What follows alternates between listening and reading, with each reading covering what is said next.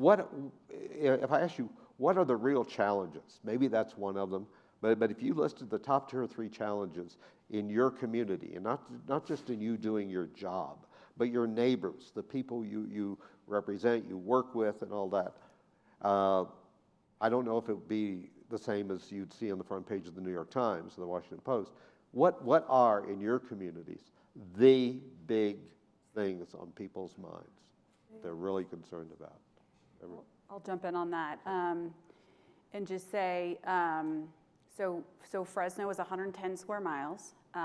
For 60 years, our growth pattern, well, we back up, food capital of the world. If you eat something tasty today, it probably came from Fresno. All of the wonderful packaged almonds and pistachios you see around Fresno, or the Valley, I should say, Bakersfield, we'll throw them in there. Anyway, so that's my part of the world, major ag region, flat, cheap land surrounding Fresno. So it was very, very easy to convert that flat, cheap land to another subdivision, another subdivision, another subdivision, another subdivision. We did that for 60 years. Meanwhile, we did not have the employment base, the export-oriented employment base, to take care of what was being left behind. And so when a neighborhood started showing its wear and tear a little bit, maybe it got, a little bit impoverished looking, people who could get out of that neighborhood just got out and did that very, very aggressively to the extent that it's probably one of the most sprawling cities in the nation, or certainly in the top 10. So what we did over the last 60 years is we inadvertently created now the second highest concentration of poverty of any other large city in the United States. We were number 1, now we're number 2. So I take full credit for that, but I'm not sure if maybe number 1 just got worse.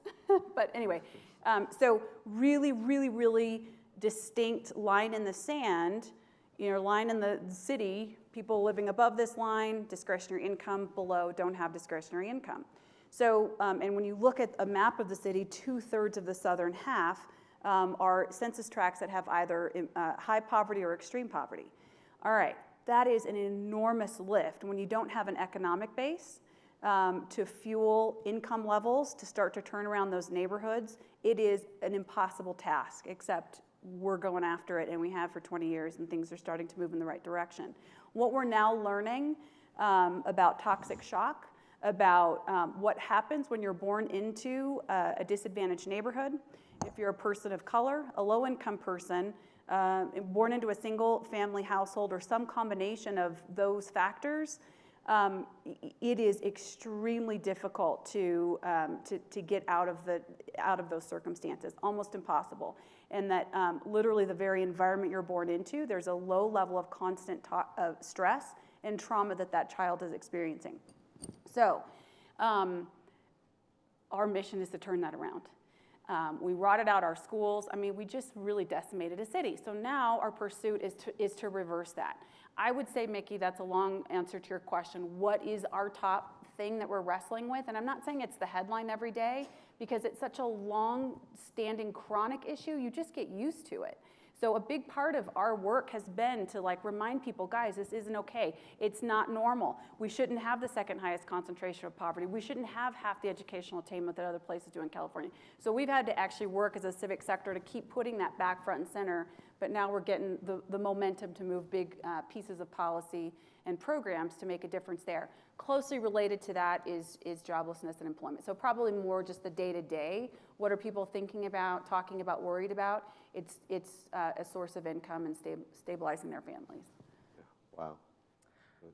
I also hail from a city where education is a challenge and poverty is also a challenge. We are about 650 square miles, so slightly sprawled. 2.3 million people inside the city limits, about 5.5 million in the metro area.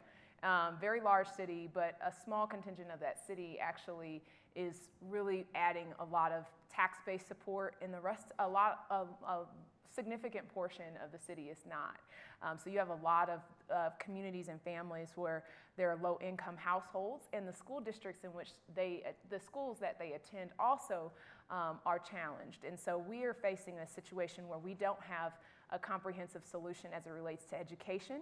But that is going to be the workforce of the future. So if you think that it doesn't affect you and you're someone who has a life of privilege or runs a corporation, it does, because this is the workforce that will be part of the workforce that helps your business thrive or your city thrive, or it will not. And we know that when you have extreme poverty, crime does result. And so in one way or another, it's going to connect, everybody is going to be connected to that issue. And so imparting that message has been something that as a city, not necessarily city government, but as a city we've tried to do.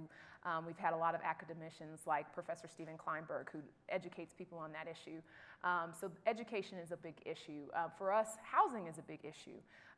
Because of the fact that people are now wanting to stop taking an hour-and-a-half commute across town or to the suburb where they reside, they're coming back into the city, it's driving the prices of housing up, and it's gentrifying our inner core of the neighborhood. So you have residents who have been longstanding residents in a lower income area who suddenly cannot afford the taxes to stay there, so they're being displaced. And so addressing the issue of gentrification, we're attempting to do that with our Complete Communities initiative, although right now it's on a pilot basis.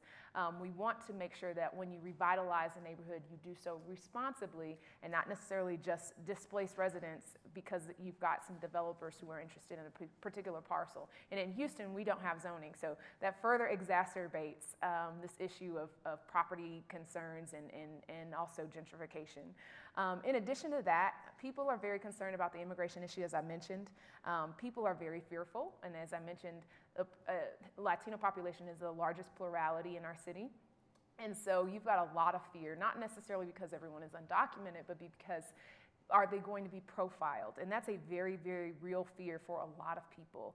And so that's an issue we've been dealing with. And then finally, law enforcement as a whole. We are understaffed, if you will, in terms of our law enforcement community, and to finance staffing up the needs just to get to the minimum level would cost several millions and millions of dollars that we do not have access to. And so, you have a desire from residents to have responsiveness at a certain level, but it's very hard to do that when you don't have enough law enforcement officers. And so we've had the challenge of trying to reallocate resources and squeeze blood out of turnips a little bit as a city government. But that's also a challenge that I think, depending on where you live as well, is probably a kitchen table discussion.